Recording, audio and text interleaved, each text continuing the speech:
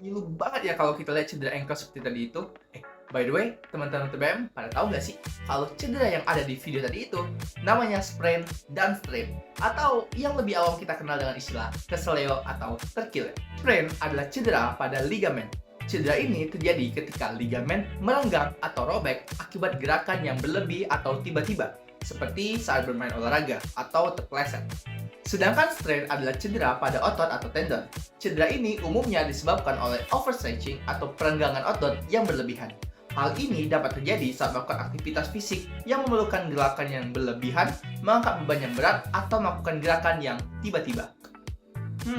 Terus kalau kita ketemu dengan kondisi seperti itu, kita harus ngapain sih?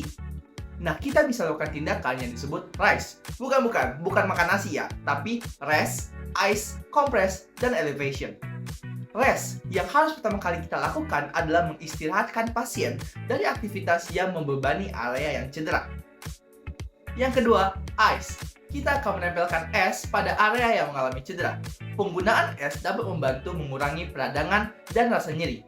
Dalam mengaplikasikannya, kita dapat menggunakan ice bag ataupun kain tipis sebagai wadah es tersebut. Compression. Kita lanjutkan dengan melakukan kompresi atau penekanan pada area yang mengalami cedera.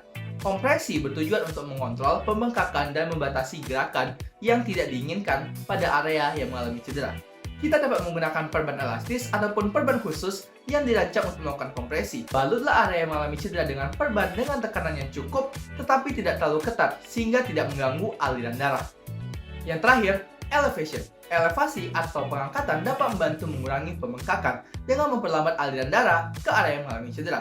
Letakkanlah bagian tubuh yang cedera lebih tinggi daripada jantung. Sebagai contoh, jika yang mengalami cedera adalah kaki atau pegangan kaki, kita dapat meletakkannya di atas bantal atau benda yang sama tingginya.